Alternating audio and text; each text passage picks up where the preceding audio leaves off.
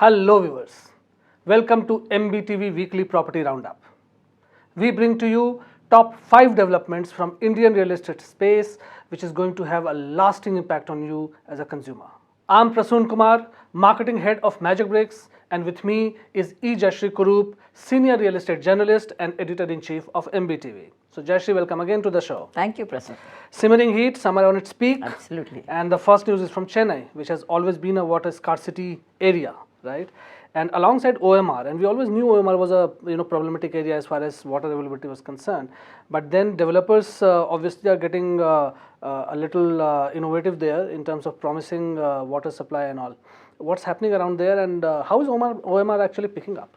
See, the OMR is one of the hotspots of Chennai because there's commercial development and residential augmenting that. So it's almost like drive 5 minutes to work or 10 minutes to work. So it's an area in demand. And like you said, there has been a perennial water scarcity problem. And I'm not so sure that this is a bad thing, because right now what the developers are doing is they're beating it by saying we'll do grey water recycling. Right. We will augment the supply with underground water is a tough thing to do. Yeah. But remember that Chennai is a city that at one point of time it had saltwater influx from the sea.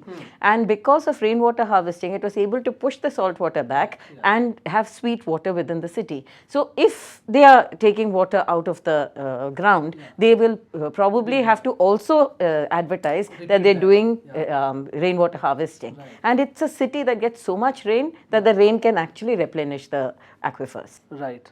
But we keep hearing about this, water problem, especially that area of Tamil Nadu, any which way has this particular problem. But Chennai has always, it's such a green city and has always beaten that thing. Yeah. But OMR has always been a trouble spot. I mean, geographically, is it located in a different way? It's a rocky bed, okay. So the water is deeper down, and also there's a lot of water that is being drawn from the ground because it is a very active real estate hotspot. Right. So construction purpose. That's construction, delivery of drinking water, and so on. Yeah. But the point is that when you take out, you have to also recharge. That's where we have gone wrong. Okay. And I think the second news is a welcome news, where if the flat value is above 1 crore, or your claim is above 1 crore, then dispute can directly be taken to NC DRC, and you do not have to go to state commission or a local office. I think that's a welcome respite for consumers. Yes and no, Prasun, because it's, even when consumers are very iffy about which consumer forum to go to. Okay. Is it the state redressal forum? Is it the national redressal forum? Is it the NCLT that they have to go to, or the RERA? And we have been raising this issue again and again. How often does a consumer have to figure out where he has to go? Now, here they have said if it's above 1.3 crore or 1.5 crore, I think, you can go to the national forum. It's about a crore. Yeah. It's about a crore. Yeah. Now, the thing is that if you go to the national forum, the number of cases there are much larger, no? And the consumer's wait becomes longer. So I'm not sure that this is the best thing for a consumer, but it's too early to say. And even when you go to a forum, and they are very sympathetic to real estate consumers, but once you get an order, those orders are just not being implemented. And that is the consumer's bigger worry today, because the forums are very sympathetic. Sure. And you're getting your orders from various forums, but do these forums have legal sanctity? Do the orders carry any kind of legal weightage? They do. There is a legal weightage, but the point is that there are just so many cases and so little money in the system that even if you get a refund order or something like that, where do you refund if there's no money on the table? And that's where the real estate sector is stuck. Sure, and I think you have always been championing this cause of really working with the developer to get the project completed rather than fighting the developer, because that's in your best interest. See, Prasun, the future is sorted with RERA and with a host of plethora of laws. Yeah. The future is sorted. What is going to be launched now, you know that it's going to be, there can't be major problems. Yes. But the interim, the one that were pre-RERA, and those problems are carrying forward, and it will take another 2 to 3 years to resolve all these problems. But like I always say, when a project is stuck. It's a stressed asset, and it is 30 to 50% less in value than a completed asset. So why not just let it happen, complete the asset. Once the asset is in your hand, there is a ready market for completed assets, and then liquidate it and get out. But a lot of consumers don't seem to think for that. Yeah. And sentiments ride high there, That's any right. which way. That's right. Right? But there's one important thing that I just wanted to discuss with you, which is, government right now is leaving it mostly to market players, saying, okay, fine, there is a problem, we acknowledge, we'll facilitate to whatever extent we can in terms of resolution of this. But largely the resolution is in the hand of market players, where, in case of JP, for example, there's an open bidding happening and all those kind of things. Do you think beyond this also government should be a little more proactive given the veracity of the cases, and there's so many cases, and that the government has come back with majority and you have the same minister, and therefore there will be continuity of policy and initiatives any which way, in terms of getting into it slightly more deeper and seeing to it that the projects get delivered? I think the government plays the role of a facilitator in seeing that the projects are completed. Today what's happening is the NC DRC, the NCLT and the RERA are working at almost cross purposes. Somebody gives one order, somebody else gives another order, they're not necessarily in the same vein. These three agencies are very powerful and they're new. Two of them are new. NCDRC has been around for a while. If all these organizations start working in tandem, which only the government can bring together. So the government's role is more like a facilitator to make sure that what's the mess on the ground is cleared up at the earliest. Now, another big, even though that's not the problem we're talking about, there's no money in the system. The liquidity is so, the sector is starved of liquidity. Banks have increased the risk weightage, equity funds have dried up, NBFCs are in a crisis. The consumer money is not coming in. There's no source of money. There is no source of money, and the government needs to seriously consider this. Otherwise, this industry will choke. Yeah. And in fact, that's what I meant when I said the government to play a more proactive role, because someone has to bring in the money into the system to really make that happen. And it's not impossible. Yeah, sure. Moving back to Maharashtra again, it's examining proposal to build affordable homes on salt pan land. Now, what's a salt pan land near Bhandup, and why affordable homes there? See, one, there is this pressure on the city to create houses that are affordable to the public. So, why affordable homes in Mumbai? Because Mumbai city has a surfeit of luxury homes and not enough to cater to the affordable segment.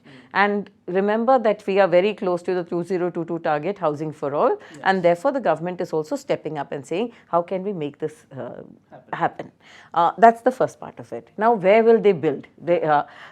Land is extremely expensive in Mumbai, so they're trying to free up more land. The two things that were completely no-no, one was the salt pan land and the other one was the mangroves. Now, these are all falling under the coastal regulation zone, which means that earlier 500 kilometers from the coast you could not build. Then it became 100 kilometers, 500 meters, and then it became 100 meters. Today it's become 50 meters. Now what happens is, the minute you reduce that 50 meters from the coastal region, there's the coast. Yes, and there's a lot of land that used to be, salt pan land means you allow the sea water to come in and dry, and then the salt is left behind, and that salt is harvested. This is what salt pans are. And in that kind of land, you are going to allow affordable housing. Do we have enough checks and balances? Do we have a case study that these houses will be safe? Because remember, affordable housing means people who can afford very little. Like if the sea comes closer, will it be safe? They won't have the wherewithal to really. That's right. That's right. Not enough is being talked about. If you take the salt pan lands, how many checks and balances are being put in place? I don't think I've heard enough about that, and I'd like to hear more. Sure. Back to Noida, Greater Noida, YEIDA allotted plots, industrial plots, about 5 years ago, and over 800 are still awaiting possession. Is it really a delay, or is it about developing that entire area because the airport is to come up now? The Yamuna Expressway area was in the early stages of development. It's a new corridor that has come up because of that expressway that came. Now, if people buy there, they know that they're buying for 10 years later, because development takes a while. You have to lay water lines, sewer lines, power lines, and so on. Now, all that takes time, and people who bought at very low rates because the development was yet to happen.